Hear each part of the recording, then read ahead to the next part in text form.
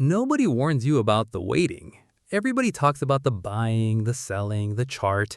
Nobody prepares you for the specific, grinding discomfort of holding an asset through a stretch where the thing you were told would happen keeps not happening on schedule. That is where every XRP holder sits right now, and this video is not going to pretend that feeling away or dress it up as something more comfortable than it actually is. The Senate shelved the Clarity Act days ago, right before recess. If you are holding XRP, you already know this. What you might not have named yet is the actual shape of what you are feeling about it. And naming it matters, because the waiting room is where most people make the decision they regret, usually without realizing until much later that the decision was made by exhaustion rather than judgment. Here is stage one, the one hitting hardest right now. Disorientation. You had a date in your head, maybe not a precise one, but a general sense that this was the summer things moved. The bill gets shelved and the ground shifts under a timeline you did not realize you had built your patience around. XRP sits near $1.05, a death cross forming on the weekly chart, the Fear and Greed Index reading extreme fear. Disorientation is not weakness. It is what happens when a plan you were not fully conscious of making gets interrupted without warning. The same jolt anyone feels when a date they had circled quietly, even a small one, gets moved without asking, leaving them standing in a room they did not expect to still be in. Stage 2 arrives fast on the heels of the first. Bargaining. This is a stage where you start reading everything as either confirmation or crisis, no middle ground. You refresh the same 3 crypto news accounts. You look for the version of events where this was actually fine, actually expected, actually priced in, scrolling until something matches the mood you're trying to talk yourself into. Some of what you find in that search is true. The Senate has years of sessions left before 2030. Bills get shelved before a recess constantly for scheduling reasons that have nothing to do with the merits of the legislation, and get reintroduced in the next session with amendments that sometimes strengthen the bill rather than weaken it.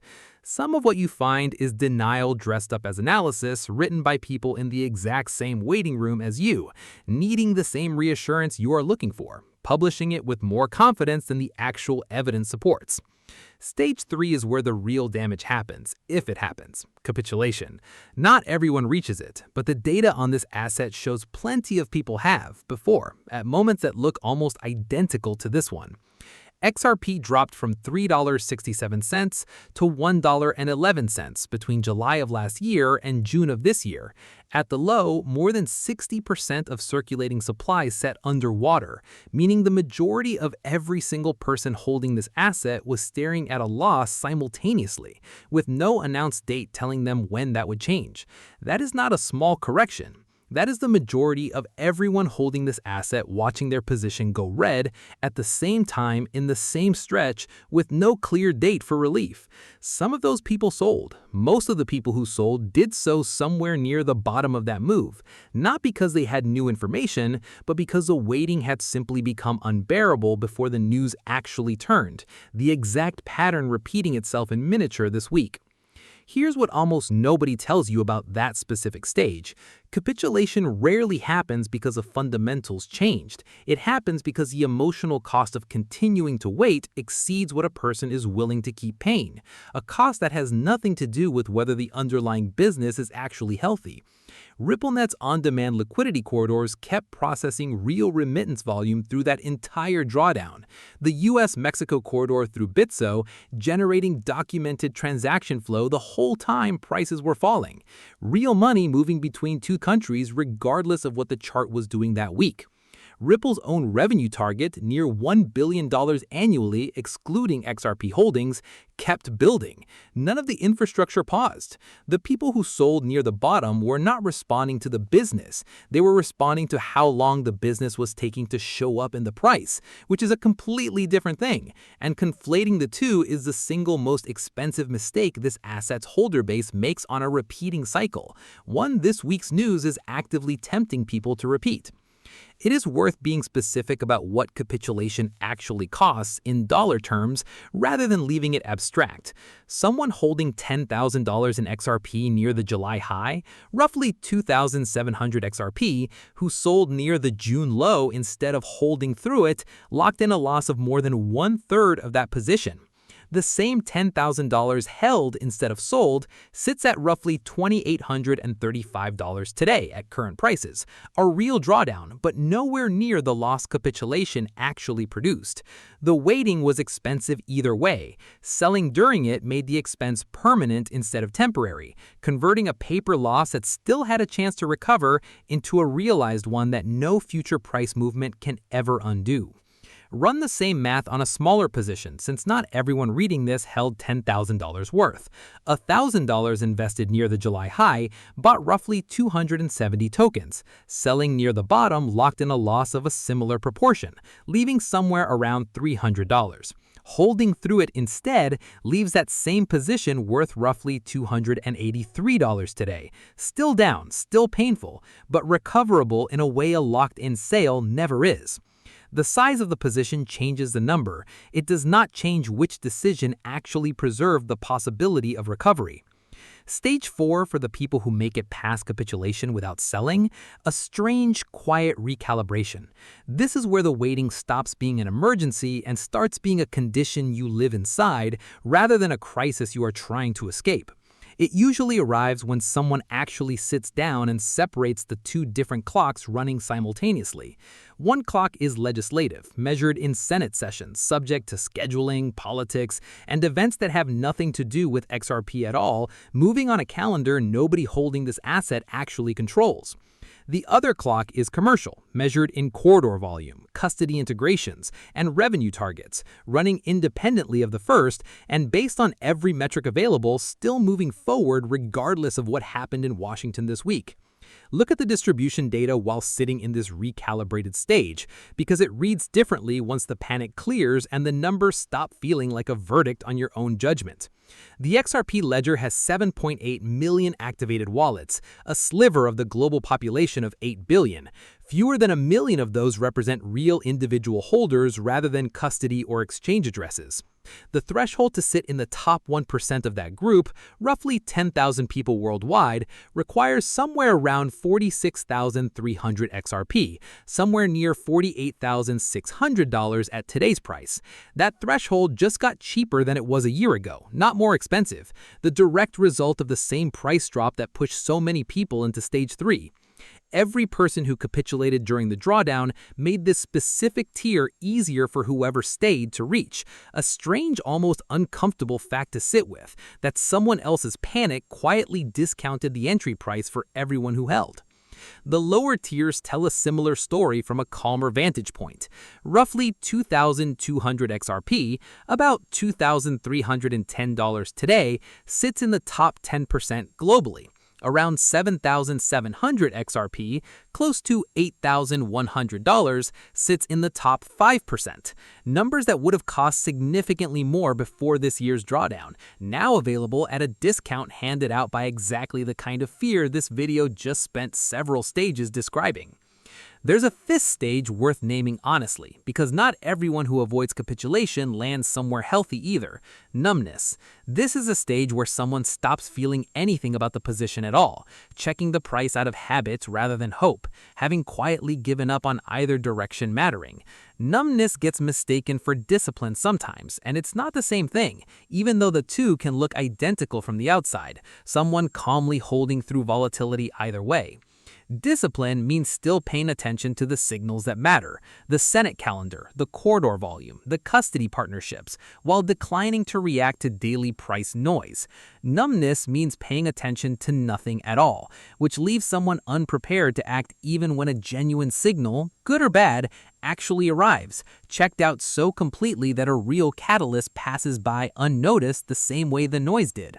So where does the waiting actually end, and what determines whether it ends well? Not on a single Senate vote whenever it eventually happens.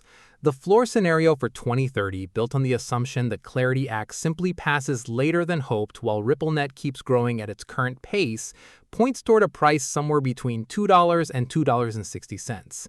At the midpoint of that range, the 46,300 XRP top 1% threshold would cost roughly $106,000 to build from zero, more than double today's cost. The scenario built on the bill passing within a couple of years alongside accelerating corridor volume volume points toward $4 to $5.50, putting that same threshold near $230,000. The scenario requiring everything to land favorably, meaningful ETF inflows, strong bipartisan passage, RippleNet becoming genuinely embedded payment infrastructure across multiple corridors, points toward $8 to $10, pushing the threshold above $400,000. 3 different waiting rooms, 3 different exit doors, and the only way to know which one you are actually standing in is to keep tracking the commercial clock instead of only the legislative one. None of those numbers are a promise. The Clarity Act could stall indefinitely instead of merely getting delayed, never finding the momentum to come back with real support. RippleNet's growth could slow instead of compound, corridor volume plateauing rather than expanding into new markets.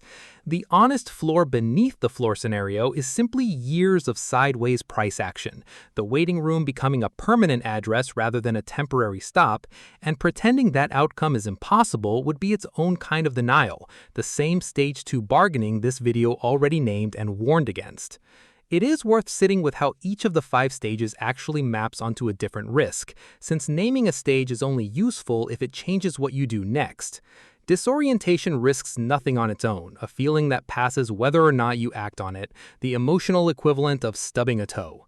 Bargaining risks distorting your own read of new information to fit whatever conclusion feels safest, cherry-picking sources until the picture matches the mood rather than the evidence. Capitulation risks converting a temporary drawdown into a permanent, realized loss at the exact moment realizing it cost the most, the single most expensive mistake on this entire list. Recalibration risks nothing new, provided the 2 clocks actually get tracked rather than just acknowledged once and forgotten in the relief of having survived the worst stages. Numbness risks missing the one signal among all the noise that actually mattered, the quiet failure mode nobody notices happening to them until well after it already has. Most people do not move through these 5 stages in a clean, single pass. They cycle. A person can reach recalibration after one piece of bad news, only to land straight back in disorientation the next time the legislative clock produces a surprise, sometimes with less patience left over than the first pass-through gave them. Recognizing which stage you are in this week does not immunize you against landing in a worse one next month. It just means you'll recognize it faster the second time, which is itself a real practical advantage over going through this blind. Here's the question worth sitting with while the waiting continues, because it applies whether the wait lasts another month or another several years. When you feel that specific grinding discomfort of a date slipping, is your next move actually driven by new information about the business, or is it driven by how tired you are of not knowing when the wait ends? Those 2 things produce completely different decisions, and most people in this exact room right now cannot tell which one is actually steering them. It is worth asking that question again the next time a headline hits, not just this week, since the waiting room does not close after one bad news cycle. It reopens every time the legislative clock produces a surprise, and the same 5 stages tend to repeat themselves each time, sometimes faster, sometimes with less warning than the first pass-through gave you. There's a strange comfort available once you actually accept that the waiting room is not a temporary inconvenience, but a structural feature of holding an asset whose institutional case depends on regulatory timelines nobody controls. Ripple itself has operated inside some version of this waiting room since the SEC first filed suit back in December of 2020. Years of uncertainty that eventually resolved, with the asset not only surviving that stretch but reaching new heights once the legal cloud genuinely lifted. That resolution took years, not weeks, and the people who stayed in the room the entire time, disoriented, bargaining, occasionally numb, but never capitulating, were the ones present for what came after. This is not a guarantee the current wait resolves the same way. It's a reminder that this specific asset has already proven capable of surviving a longer, more uncertain waiting room than the one a single shelved committee vote just opened, one that dragged on with far less clarity about the eventual outcome than this current stretch offers. It also helps to remember what that earlier waiting room actually felt like while it was happening, rather than how tidy it looks now in hindsight. Exchanges delisted the asset. Major platforms paused trading in certain jurisdictions. Analysts wrote confidently in both directions about outcomes that turned out to be wrong. Nobody living through that period had the comfort of knowing how it would end, and plenty of people who were certain it would end badly sold well before the actual resolution arrived. The people who held through that uncertainty were not smarter than the people who sold. They were simply willing to tolerate not knowing for longer, which is a different skill entirely than being right. This is not financial advice. Nobody making this video knows when the Clarity Act passes or how long your own personal waiting room lasts, and anyone claiming otherwise is more interested in ending your discomfort than in telling you the truth about it, which is its own kind of dishonesty dressed up as reassurance, the same false comfort Stage 2 bargaining goes looking for on its own. Tap like if this finally put a name to what you've actually been feeling this week, instead of just another headline about a bill, since most content covering this news treated it as a market event rather than the genuinely uncomfortable, personal experience it actually is for anyone holding through it in real time. Subscribe if you want company through whatever stage comes next, because we'll be tracking both clocks, legislative and commercial, and flagging the moment either one actually moves rather than waiting for a dramatic headline to force the update. Drop a comment with which stage you are in right now: disorientation, bargaining, capitulation, recalibration, or numbness. No judgment either way, just an honest answer, since naming it out loud tends to matter more than people expect until they actually try it. And send this to the one person in your circle white-knuckling this position alone, because the waiting room is a lot less unbearable when you know other people are sitting in it too, going through the exact same 5 stages on the exact same uncertain timeline.